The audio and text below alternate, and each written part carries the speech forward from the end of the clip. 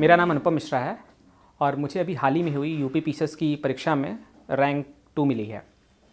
आज मैं आप लोग के साथ डिस्कस करूंगा आंसर राइटिंग टेक्निक्स कि एग्ज़ाम्स में आप आंसर राइटिंग कैसे कर सकते हो, मेंस में आंसर राइटिंग की क्या इंपॉर्टेंस है। और ये आंसर राइटिंग का जो सेशन है वो यूपीएससी, यूपी पीसीएस और जितने भी स्टेट और सिविल सर्विसेज के एग्ज़ाम होते हैं उनमें आपके लिए हेल्पफुल होगा। आंसर राइटिंग का इंपॉर्टेंस इतना है कि आपका मेंस में जितना अच्छा स्कोर होगा आपकी रैंक भी उतनी अच्छी होगी। अगर हम यूपी पीसीएस की बात करें तो यूपी पीसीएस में 1500 का मेंस का एग्जामिनेशन होता है, जिसमें जीएस के 4 पेपर आपके पास हैं, GS1, GS2, GS3, GS4, 200 marks के। फिर ऑप्शनल का पेपर होता है 200 और 200 का, और एक हिंदी का पेपर होता है 150 मार्क्स का, और एक हिस्से का पेपर होता है 150 मार्क्स का। तो ये हमारा ब्रेकअप है 1500 मार्क्स का जो यूपी पीसीएस मेंस का एग्जामिनेशन है। तो इस वीडियो में हम पार्ट बाय पार्ट देखते जाएंगे कि आपको क्या क्या चीज़ें फॉलो करनी है। सबसे पहले हम डिस्कस करते हैं कि क्या डूज़ होते हैं और क्या डोंट्स होते हैं आंसर राइटिंग के लिए। तो सबसे पहली इम्पॉर्टेंट बात यह है कि आप ये समझिए कि क्वेश्चन में जो पूछा गया है आप उसी का आंसर कर रहे हो या नहीं। कई बार क्या होता है कि हमारे कुछ अपने प्री कंसीव्ड नोशंस होते हैं, हम किसी क्वेश्चन के बारे में पहले से प्री कंसीव्ड नोशन बना के बैठे होते हैं, हम मेमोराइज़ करके कुछ गए होते हैं और हम उसको एज इट इज़ रिप्लिकेट कर देते हैं एग्ज़ाम में। तो उससे क्या होता है कि एग्ज़ामिनर के माइंड में लगता है कि ये जो क्वेश्चन का आंसर है वो सही तरीके से लड़के ने क्वेश्चन को पढ़ा नहीं है और उसके बाद आंसर नहीं किया है, तो आपकी इमेज जो है अच्छी नहीं बनती है। आपको क्या ध्यान रखना है कि आपको क्वेश्चन कम से कम 2 बार पढ़ना है, क्वेश्चन का इसेंस समझना है कि क्वेश्चन का इसेंस क्या है, और क्वेश्चन का आप इसेंस समझ जाइए उसके बाद आप लिखना शुरू कीजिए। जब आप क्वेश्चन को देखें तभी आप एक मेंटल फ्रेमवर्क बना लीजिए। वो मेंटल फ्रेमवर्क या मेंटल ब्लॉक आप जो बनाएंगे या जो आपके दिमाग में एक डायग्रामेटिक फिगर बनेगा, उसके बाद आप आंसर लिखना शुरू करेंगे तो आपका जो आंसर स्टाइल होगा वो कोहेरेंट होगा और कंसिस्टेंट वे में आप चीज़ों को रिप्रेजेंट कर पाएंगे। फिर कई बार क्या होता है कि हम देखते हैं कि कई बार आप ओवर इमेजिनेशन करते हैं आंसर को लिखने के दौरान, तो हम आंसर लिखना शुरू नहीं कर पाते हैं। तो हमें कोशिश ये करनी है कि हम ओवर इमेजिनेशन ना करें। जो क्वेश्चन पूछा गया है हम उसमें सबसे पहले इंट्रोडक्शन जनरेट करें, फिर हम point by point body part में चलते जाएं, फिर उसके बाद हम कंक्लूज़न दे दें और आंसर को ख़त्म करें। क्योंकि आपके पास बहुत ज़्यादा टाइम नहीं होगा, एक आंसर लिखने के लिए आपके पास 8 से 9 मिनट का टाइम होता है। तो आप टाइम मैनेजमेंट पे ज़्यादा फोकस रखें। टाइम मैनेजमेंट पे आप जितना अच्छा फोकस रखेंगे आपको ओवरऑल मार्क्स मिलने में उतना आपका स्कोर उतना अच्छा होगा। हम डिटेल में देखते हैं कि हम GS1, GS2, GS3, GS4 चारों में क्या अलग अलग अप्रोच फॉलो कर सकते हैं और चारों पेपर के लिए आपको अलग से कौन सी चीज़ें दिमाग में रखनी हैं। तो अभी हम जैसे ही ये पार्ट डिस्कस करेंगे उसके बाद हम डिटेल में क्वेश्चन के एग्जांपल्स के थ्रू देखते जाएंगे। लेकिन अभी हम देखते हैं कि GS पेपर वाइज आपको कैसे चलना है। तो GS पेपर फर्स्ट में आप देखते हो आपके सिलेबस में क्या क्या है। एक तो आर्ट एंड कल्चर का पार्ट है, हिस्ट्री का जो पार्ट है उसमें ancient, medieval, modern, world history, art and culture का को भी लिख सकते हैं आप। सोसाइटी का पार्ट है, तो ज्योग्राफी का पार्ट है, और कुछ इस यूपी स्पेसिफिक चीज़ें हैं। तो हम सबसे पहले तो इसमें ये देखेंगे कि आर्ट एंड कल्चर में आप और हिस्ट्री में आप टाइम लाइन के थ्रू किसी भी क्वेश्चन को ट्रेस कर सकते हो। कुछ एग्जांपल्स हम देखेंगे कि अगर आप हिस्ट्री के क्वेश्चन का आंसर कर रहे हैं तो आप टाइम लाइन ड्रॉ करिए। आप वो डायग्रामेटिक जो रिप्रेजेंटेशन होगा आपका वो एक इनोवेशन की तरह होगा, वो आप बहुत जल्दी चीज़ों को आप टाइमलाइन के थ्रू एक्सप्लेन कर सकते हैं। तो आप हिस्ट्री के क्वेश्चंस में पर्टिकुलरली और आर्ट एंड कल्चर के क्वेश्चन में डायग्राम की हेल्प लीजिए। जैसे एक बुद्धा पे क्वेश्चन आया था तो मैंने बुद्धा का डायग्राम ड्रॉ करके और सारी चीज़ों को एक्सप्लेन किया था। तो ऐसे ही आप भी ये चीज़ फॉलो कर सकते हैं। ज्योग्राफी में आपको ध्यान रखना है कि आप जगह जगह पे इंडिया के मैप्स बनाएं, वर्ल्ड के मैप बनाएं, और अगर यूपी स्पेसिफिक क्वेश्चन है तो आप यूपी के मैप बनाएं। जैसे मैं आपको एग्जांपल के थ्रू बताना चाहूँगा कि इस बार एक क्वेश्चन आया था GS1 में बुंदेलखंड रीजन के ऊपर कि बुंदेलखंड रीजन की ज्योग्राफिकल फीचर्स को डिस्क्राइब कीजिए, ऐसा क्वेश्चन था GS1 में। तो हम बुंदेलखंड का यूपी का मैप ड्रॉ कर सकते हैं, उसमें बुंदेलखंड के पार्ट को दिखा के हम बता सकते हैं कि यहाँ पे क्या क्या चीज़ें हो रही हैं, क्या क्या चीज़ें मिलती हैं, क्या मिनरल्स मिलते हैं, क्या एनर्जी रिसोर्सेज बुंदेलखंड रीजन में है, हम प्रॉपरली एलेबरेट कर सकते हैं। तो अगर आप फिगर और डायग्राम्स के थ्रू चीज़ों को एक्सप्लेन करेंगे तो आपको बेटर मार्क्स मिलेंगे। तो ये GS1 में आपको ध्यान रखना है ये सारी चीज़ें। अगर हम GS2 की बात करें तो GS2 में आपको आर्टिकल्स कोट करने हैं। जो कॉन्स्टिट्यूशन में आप आर्टिकल पढ़ते हो आंसर के दौरान आपको वो आर्टिकल्स कोट करने हैं। आपको वेरियस कमिटीज़ की रिपोर्ट्स कोट करने हैं। जैसे आप कई बार देखते हो कि सेकेंड ARC की कुछ रिकमेंडेशंस हैं, सेकेंड ARC की 15-16 रिपोर्ट्स के रिकमेंडेशंस आपको समरी के फॉर्म में मिल जाएंगे, अवेलेबल हैं। आप उनको पढ़िए और उनको आप डायरेक्टली कोट कर सकते हो। ये मैं रिकमेंड करूँगा आपको कि सेकेंड ARC की जितनी भी इंट्रोडक्शन है आप उसको जाएं और सेकेंड ARC का गवर्नमेंट डॉक्यूमेंट लेके और उसको रीड करें। आपको नॉलेज होगा कि गवर्नमेंट ने किन चीज़ों पे क्या रिकमेंडेशन दी है। जैसे RTI चैप्टर है तो RTI पे क्या रिकमेंडेशंस हैं, है ना। आपको ethics in governance, report number 4 ethics in governance में आपको बहुत सारी एथिकल गाइडलाइंस मिलेंगी। तो ये सारी चीज़ें आप कोट कर सकते हैं। साथ में जैसे सेंटर स्टेट रिलेशनशिप है तो उसमें आप पंची कमीशन की जो रिपोर्ट है उसको कोट कर सकते हैं। सरकारिया कमीशन की रिपोर्ट है, आप उसको कोट कर सकते हैं। या फिर आप NCRCW वेंकटचलैया कमीशन की जो रिपोर्ट है आप उसको कोट कर सकते हो। तो ये आप कंक्लूजन में भी कोट कर सकते हो, ड्यूरिंग बॉडी पार्ट लिखने के दौरान भी आप ये सारी चीज़ें कोट कर सकते हो। तो पेपर 2 में आपका फोकस ये होना चाहिए। गवर्नेंस वाले पार्ट में आपको ध्यान रखना है कि कुछ गवर्नेंस के जो टॉपिक्स हैं जैसे अकाउंटेबिलिटी, ट्रांसपेरेंसी, इन पे जो रिसेंट में इवेंट्स हो रहे हैं आप उनको कोट करने का कोशिश कीजिए, आपको बेटर मार्क्स मिलेंगे। इंटरनेशनल रिलेशन में भी आप टाइमलाइन के थ्रू ट्रेस कर सकते हो। जैसे IR में आप क्या कर सकते हो, इंडो चाइना रिलेशन है तो इंडो चाइना रिलेशन को आप 1950 से ट्रेस कर सकते हो। इंडो अफ्रीकन रिलेशन को 1950 से ट्रेस कर सकते हो। ट्रेस करके आप दिखाइए कि कैसे रिलेशनशिप लगातार चेंज हो रहा है। जियोपॉलिटिकल रिलेशंस जैसे चेंज हो रहे हैं, जियोपॉलिटिकल सिनेरियोस जैसे चेंज हो रहे हैं, वैसे हमारे और उस कंट्री के रिलेशन की में कैसे चेंजेस आ रहे हैं। क्योंकि आज के टाइम पे आप देख रहे हैं कि जियोपॉलिटिकल कॉम्प्लेक्सिटीज़ लगातार बढ़ती जा रही हैं। तो उस सेंस में आपको चेंजिंग रिलेशनशिप को एक्सप्लेन करना ज़रूरी हो जाता है। ऐसे आते हैं हम GS3 पेपर में। GS3 पेपर का जो नेचर होता है वो बहुत ज़्यादा फैक्चुअल, बहुत ज़्यादा रीसेंट इवेंट पे बेस्ड होता है। तो आप कोशिश करें कि GS3 के पेपर में ज़्यादा से ज़्यादा फैक्ट कोट करिए। ये जो फैक्ट आपके डिराइव होने चाहिए वो बजट से आने चाहिए, इकोनॉमिक सर्वे से आने चाहिए, या किसी गवर्नमेंट डॉक्यूमेंट से, ऑथेंटिक गवर्नमेंट डॉक्यूमेंट से आने चाहिए। आप ये सारे कोट लगातार कोट कर सकते हो। जैसे मैंने क्या किया था कि लास्ट 3 इयर्स के जो इकोनॉमिक सर्वे थे उनके नोट्स मैंने बनाए, तो वो सारे नोट्स के जो पॉइंट्स हैं आप वो पेपर 3 में कोट करो, उतना बेटर आपके स्कोर आएंगे। सिक्योरिटी के लिए मैं आपको बोलूँगा कि सिक्योरिटी में भी जो रिसेंट में इवेंट्स चल रहे हैं, जैसे इंडिया ने सर्जिकल स्ट्राइक की, या इंडिया ने कोई सिक्योरिटी पे हमारे नेबरिंग कंट्रीज़ के साथ कैसे रिलेशनशिप चेंज हो रहे हैं, या हम बॉर्डर को कैसे प्रिवेंट कर रहे हैं, कुछ नए तरीके जैसे आ रहे हैं हमारे पास, CIBMS टेक्निक्स हम यूज़ कर रहे हैं बॉर्डर को प्रिवेंट करने की। तो आप ऐसी चीज़ों को GS3 पेपर लिखने के दौरान कोट कीजिए। GS3 पेपर में बजट की हेल्प ले सकते हैं आप, इकोनॉमिक सर्वे की हेल्प ले सकते हैं आप।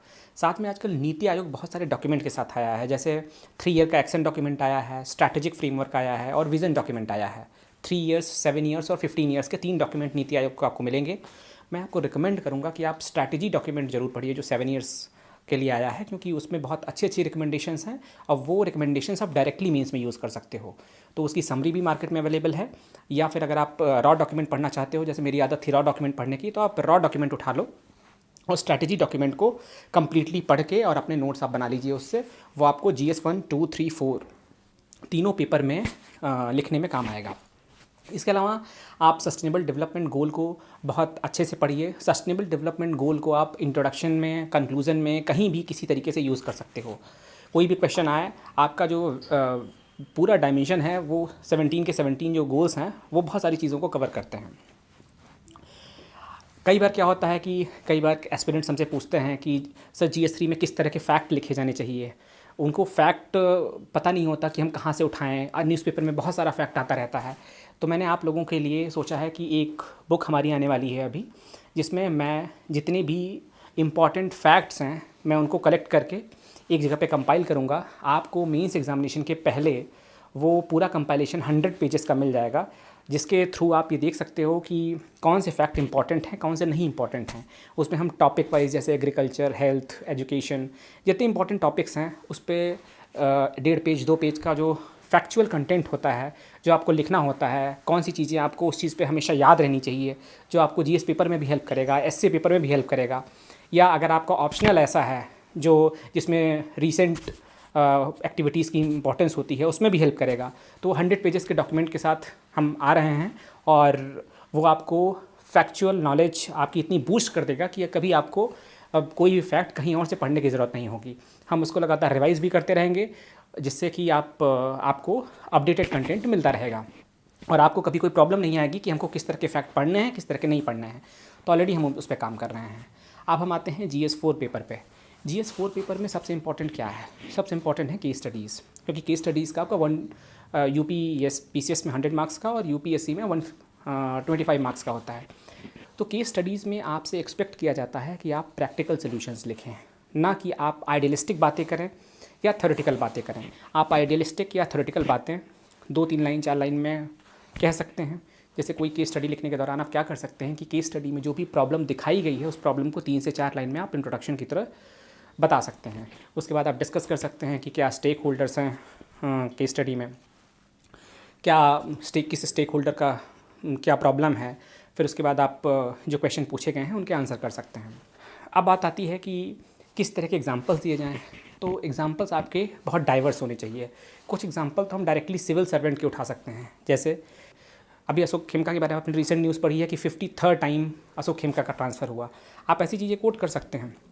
तो जितनी भी वैल्यूज़ हैं उनके करस्पॉन्डिंग आपके पास एग्जांपल्स होने चाहिए। करंट अफेयर के एग्जांपल होने चाहिए या कोई फ़िलोसफिकल एग्जांपल होना चाहिए। फ़िलोसफिकल एग्जांपल्स को मैं बहुत अप्रिशिएट करता हूँ, मैं बहुत लिखता था। जैसे फॉर एग्जांपल आप प्लेटो को कोट कीजिए, अरिस्टोटल को कोट कीजिए, कांट को कोट कीजिए, एग्जिस्टेंशियल फ़िलासफ़र सात्रे कीर्केगार्ड या फिर हेडेगर को कोट कीजिए, है ना। इंडियन फ़िलासफ़र जैना और बुद्धा को कोट कीजिए, शंकराचार्य को कोट कीजिए। तो इस तरह की जो फ़िलासफ़िकल एप्टीट्यूड है अगर आपके पास, तो आप फ़िलासफ़र को कोट करके अपनी बातों को सब्सटेंशिएट कर सकते हैं।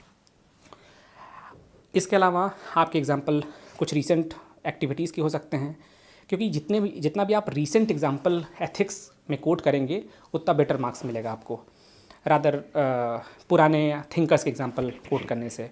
कई बार आप अपने लाइफ के खुद के एग्जांपल कोट कर सकते हो। कई बार आपने खुद अच्छे काम किए होते हैं या आप कुछ अपने सामने ऐसा देखते हो और आपने कोई अपना एथिकल एप्टीट्यूड यूज़ किया, तो आप उसको अपनी रियल लाइफ की स्टोरी को आप उसमें जो है कनेक्ट कर सकते हो।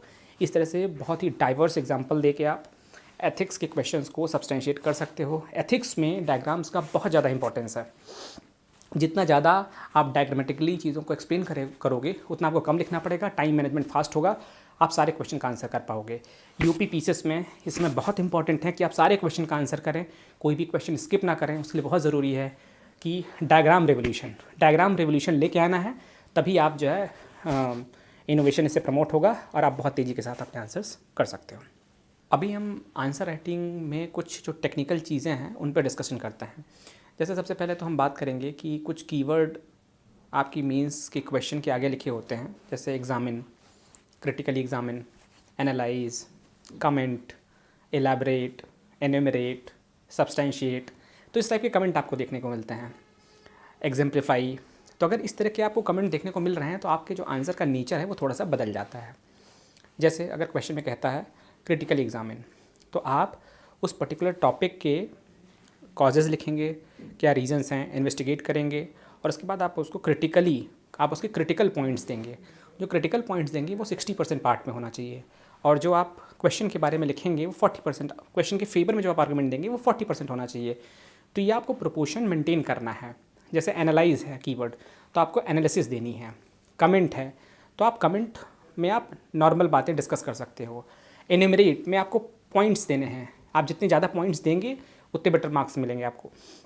तो ये सारे कीवर्ड का ध्यान रखिए। एग्जाम्प्लीफाई में आपको एग्जांपल्स के साथ सब्सटेंशिएट करना है। आप कोशिश करें कि जो रीसेंट एक्टिविटीज़ हुई हैं उनके एग्जांपल्स आप कोट कर पाएँ। तो ये सारे जो कीवर्ड्स हैं इनको आप ध्यान में रख के उसके बाद आप मेंस के जो आंसर्स हैं उनको लिखना स्टार्ट करें। तो जैसा कि आप स्लाइड पे देख रहे हैं, हमने जिन चीज़ों पे बात की अभी हम उसको क्वेश्चन के फॉर्म से समझेंगे। जैसे आप एक क्वेश्चन देख रहे हैं, इल्लीगल ट्रांस बॉर्डर माइग्रेशन पे क्वेश्चन है। तो सबसे पहले तो आप पूरा क्वेश्चन पढ़ने के बाद ये डिसाइड कीजिए कि इस क्वेश्चन को आप कितने पार्ट में ब्रेक कर सकते हो। आप पहले बनाइए कि किसी क्वेश्चन को कितने पार्ट में लिखना है। तो जब आपको पता होगा कि क्वेश्चन 3 पार्ट में लिखना है या 2 पार्ट में लिखना है, तो आप स्पेस मैनेजमेंट अकॉर्डिंगली कर सकते हो कि आपको कितने स्पेस में फर्स्ट पार्ट क्वेश्चन का लिखना है, कितने में सेकेंड, कितने में थर्ड। जैसे इल्लीगल ट्रांस बॉर्डर माइग्रेशन है, इसके क्या क्या कॉजेज़ हैं, तो आप कॉजेज़ मेंशन करेंगे कि नेपाल और भूटान के पास पोरस बॉर्डर्स है, बांग्लादेश में पोरस बॉर्डर्स है, अफ़गानिस्तान पाकिस्तान के पास इंडिया जो है गोल्डन क्रिसेंट और गोल्डन ट्रायंगल के बीच आता है, तो उसकी वजह से जो ट्रांस बॉर्डर माइग्रेशन होते हैं। या कई बार ओशियन के थ्रू ट्रांस बॉर्डर माइग्रेशन होता है। तो ये सारे जो रीज़न्स हैं ट्रांस बॉर्डर माइग्रेशन के, आप उनको मेंशन करो, कॉजेज़ मेंशन करो, फिर इनको रोकने के क्या क्या उपाय हैं अगर आपको उसको मेंशन करना है। तो बहुत सारी टेक्निक हैं, जैसे हम चेक पोस्ट बना सकते हैं जहाँ पे हम चेक कर सकते हैं प्रॉपरली, है ना, पोरस बॉर्डर्स को क्लोज़ कर सकते हैं। कुछ टेक्निकल सॉल्यूशंस हम लिख सकते हैं, जैसे हम लेज़र कैमरास का यूज़ कर सकते हैं, CIBMS टेक्निक्स का यूज़ कर सकते हैं लोगों को चेक करने के लिए। तो इस तरह की अगर आप टेक्निकल सॉल्यूशंस इंप्लीमेंट करेंगे तो आप ट्रांस बॉर्डर माइग्रेशन को रोक सकते हैं। तो सबसे पहले मैंने आपको बताया कि आप क्वेश्चन को डिवाइड कीजिए, फिर डिवाइड करने के बाद आप आंसर लिखना स्टार्ट कीजिए। आपका स्ट्रक्चर बहुत प्रॉपर बनेगा, क्योंकि अगर आपका स्ट्रक्चर ख़राब हुआ तो आप पूरे क्वेश्चन का रिदम खो देंगे। तो स्ट्रक्चर जितना इम्पॉर्टेंट है उतना ही इम्पॉर्टेंट आपका कंटेंट है, उतना ही इम्पॉर्टेंट आपके एग्जाम्पल्स और ये सारी चीज़ें हैं। तो अगर आप पूरे क्वेश्चन का आंसर लिखने में इन 3-4 चीज़ों का ध्यान रखेंगे कि स्ट्रक्चर कैसे बन रहा है, इंट्रो और कंक्लूजन कैसे जा रहा है, एग्जाम्पल्स कैसे जा रहे हैं, तो आपकी आंसर राइटिंग टेक्निक अच्छी होगी। अब हम कुछ तरीके देखेंगे स्मार्ट आर्ट के, कि कैसे आप एग्ज़ाम में स्मार्ट आर्ट्स बना सकते हो। ये आपको बेटर मार्क्स फेच करने में हेल्प करेगा। तो जैसे आप देख रहे हैं कि आपको वुमेन एम्पावरमेंट की साइकिल ड्रॉ करनी है, तो आप वुमेन एम्पावरमेंट की किसी तरीके की साइकिल ड्रॉ कर सकते हैं। जैसे मैं आपको एक एग्जांपल दूं, यहाँ पे एक आपको अलग तरह का एग्जांपल दिख रहा है। वुमेन एम्पावरमेंट के लिए आप बता सकते हो कि वुमेन एम्पावरमेंट कब होगा, उसके लिए आप डायग्राम ड्रॉ कर सकते हो। वुमेन एम्पावरमेंट तब होगा जब access to social, economic, political resources पे महिलाओं को हक मिलेगा, जब उनको डिसीजन मेकिंग पावर मिलेगी, जब उन्हें सेंस ऑफ सेल्फ वर्थ का रियलाइजेशन होगा। तो आप इन सारी चीज़ों को भी आप डायग्राम के थ्रू रिप्रेजेंट कर सकते हो। या आप जैसा देख रहे हो अभी स्लाइड में, आप इस तरह से एक साइकिल ड्रॉ कर सकते हो और आप दिखा सकते हो कि वुमेन एम्पावरमेंट होगे तो क्या बेनिफिट होगा, वर्चुअस साइकिल कैसे बनेगी।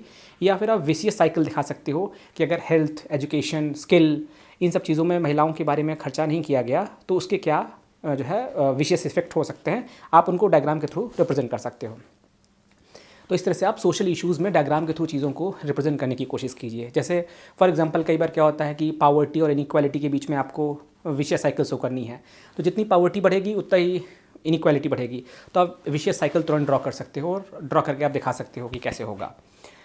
अब हम बात करेंगे ज्योग्राफी में कैसे यूज़ कर सकते हैं। तो ज्योग्राफी में जैसे सपोज़ फॉर एग्जांपल आप देख रहे हैं कि ओशियन करेंट्स का कोई क्वेश्चन आया, तो आप तुरंत वर्ल्ड मैप ड्रॉ कीजिए और ओशियन करेंट्स दिखाइए कि कहाँ पे क्या क्या हैं, और उसके बाद आप बताइए कि कौन सी हॉट करेंट्स हैं, कौन सी कोल्ड करंट हैं, ये आप डिस्कस कर सकते हैं।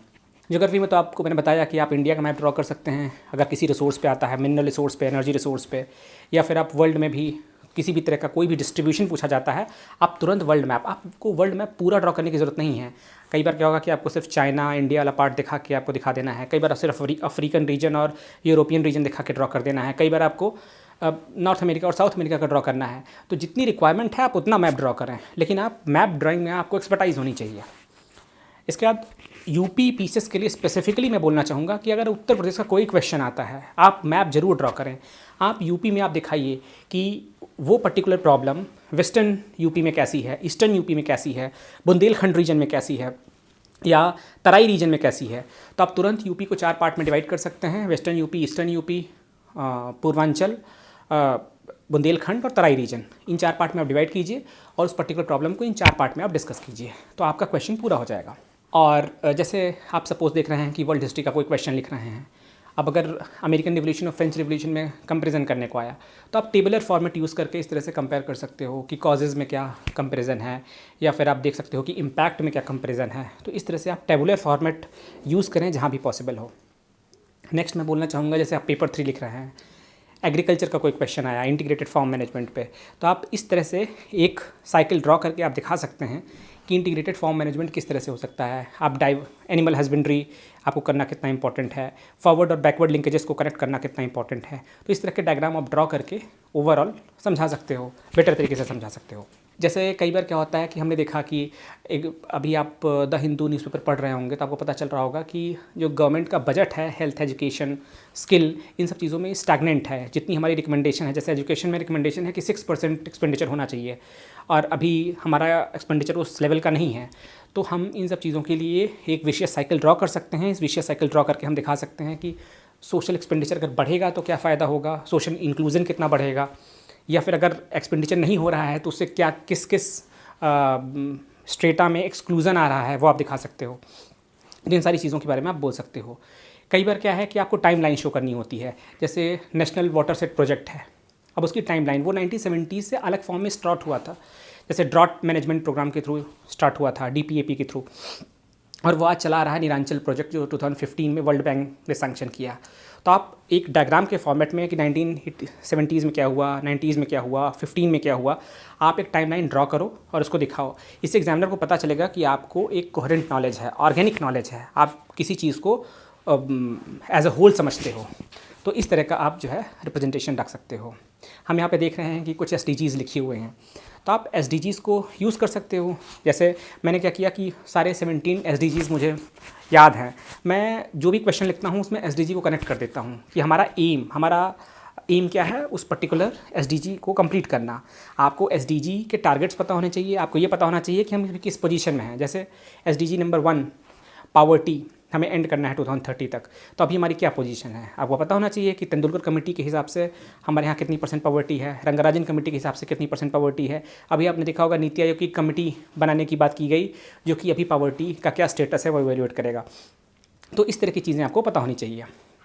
एथिक्स की बात करें पेपर 4 में, तो आप जो डायग्राम देख रहे हैं कि बेसिक प्रिंसिपल्स क्या होने चाहिए पब्लिक लाइफ में, तो आपको जो बेसिक प्रिंसिपल्स हैं इनको लिस्ट करना पता होना चाहिए कि लीडरशिप का क्या रोल है, ऑनेस्टी का क्या है, इंटीग्रिटी का क्या है।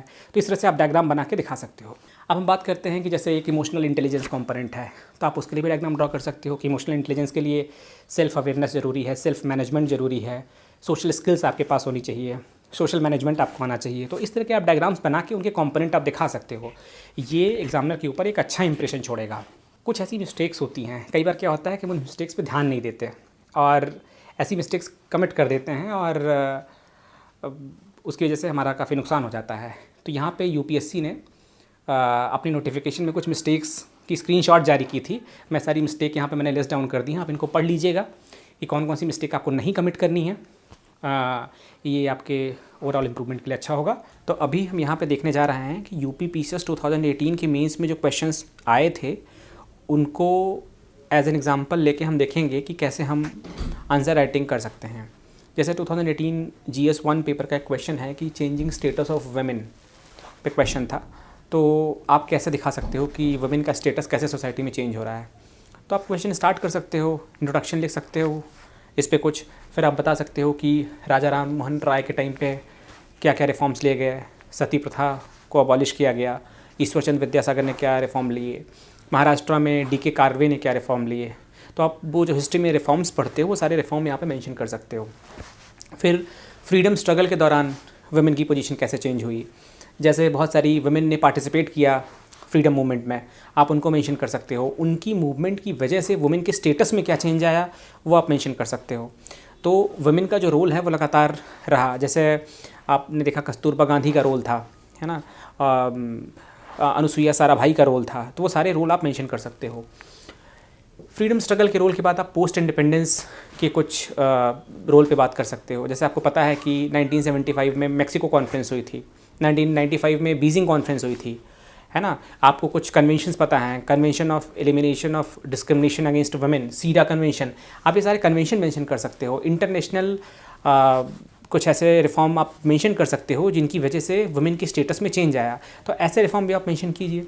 फिर आप कुछ प्रेजेंट एग्जांपल के थ्रू बता सकते हो, जैसे फॉर एग्जांपल निर्भया केस के बाद CRPC में क्या अमेंडमेंट हुए, आप ये देख लीजिए कि कौन कौन से अमेंडमेंट हुए, आप वो लिख सकते हो। उनकी वजह से क्या स्टेटस में चेंज आया, निर्भया फंड बना, उसका कैसे यूज़ हो रहा है। फिर आप कुछ लैकुना या ड्रॉबैक्स भी कोट कर सकते हो। फॉर एग्जांपल आपको लग रहा है कि अभी कंडीशन सही नहीं है, जैसे NCRB का डेटा कहता है कि रेप केसेस बढ़ गए हैं, तो आप ऐसे कोट कर सकते हो कि कुछ ऐसे लैकुना और ड्रॉबैक्स रह गए हैं, लेकिन और ये सारे रिफॉर्म लिए जा रहे हैं जिनकी वजह से वुमेन के स्टेटस में चेंज आएगा। तो इस तरह से एक आप कॉम्प्रिहेंसिव आंसर देने की कोशिश कीजिए ऐसे इस तरह के क्वेश्चंस में, और आपको बेटर मार्क्स मिलेंगे। नेक्स्ट क्वेश्चन देखते हैं हम। जैसे आपके पास कोई यूपी स्पेसिफिक क्वेश्चन आता है तो आप क्या कर सकते हैं, आप इस तरह का एक यूपी का डायग्राम ड्रॉ कर सकते हैं। यूपी का डायग्राम ड्रॉ करने के बाद आप देखेंगे कि 4 मेन रीजन हैं यूपी में। ये वेस्टर्न यूपी वाला रीजन है, ये बुंदेलखंड वाला रीजन है, ये पूर्वांचल वाला रीजन है, और ये तराई रीजन है।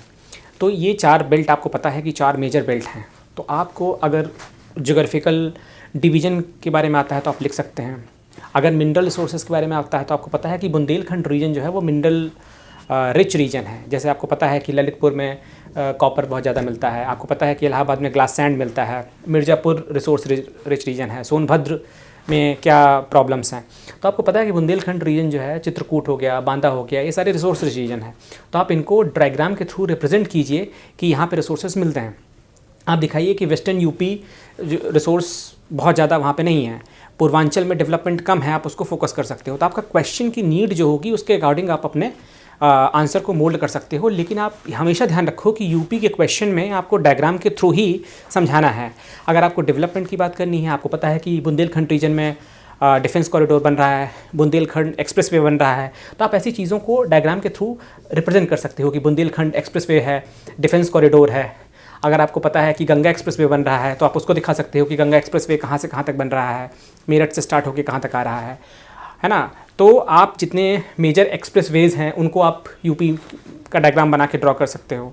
आप कोई डेवलपमेंट में कंपैरिजन आ जाए तो आप कर सकते हो। अगर डिज़ास्टर का कोई क्वेश्चन आता है तो आपको पता है कि नेपाल और तराई रीजन में जो डिज़ास्टर है उनका फ्रिक्वेंसी बहुत ज़्यादा है। फ्लड आता है तो कोसी नदी की वजह से जो तराई रीजन है वो बहुत ज़्यादा अफेक्टेड रहता है। तो इस तरह से आप डिज़ास्टर के क्वेश्चन में भी आप डायग्राम के थ्रू बता सकते हो कि यूपी में कहाँ पे डिज़ास्टर की इंटेंसिटी ज़्यादा है और कहाँ पे कम है। तो यूपी स्पेसिफिक कोई क्वेश्चन हो, आप डायग्राम ड्रॉ करो, आप ज्योग्राफिकल डिवीजन करो और उसके बाद आप आंसर लिखना शुरू करो, आपका आंसर बेटर होगा।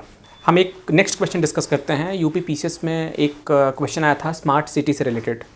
तो आप इस तरह के क्वेश्चन का नेचर कुछ भी हो सकता है। क्वेश्चन में जो पूछा गया है आप उस पर डिस्कस करेंगे। मैं आपको एक ब्रॉडर गाइडलाइन दे रहा हूँ कि आप इस ब्रॉडर गाइडलाइन को कैसे फॉलो करोगे। कोई भी क्वेश्चन आए तो आप ऐसी चीज़ों को कैसे डाल सकते हो आंसर में अपने। जैसे स्मार्ट सिटी पे कोई क्वेश्चन है तो आपको पता है कि स्मार्ट सिटी कैसे बन सकती है। वहाँ पे मोबिलिटी अच्छी होनी चाहिए, ट्रांसपोर्ट फैसिलिटीज़ अच्छी होनी चाहिए। जैसे ई रिक्शा चल रहा है, फेम स्कीम के बारे में सुना आपने, तो आप इस तरह की मोबिलिटी के लिए आप जैसे फेम स्कीम है तो आप फेम स्कीम यहाँ पे मेंशन कर सकते हो। तो आप मोबिलिटी के आगे जितनी भी गवर्नमेंट स्कीम्स हैं उनको आप मेंशन कर सकते हो। फिर इंटरनेट ऑफ थिंग्स आपकी होनी चाहिए, साइबर फिजिकल सिस्टम की फैसिलिटी होनी चाहिए स्मार्ट सिटी के लिए।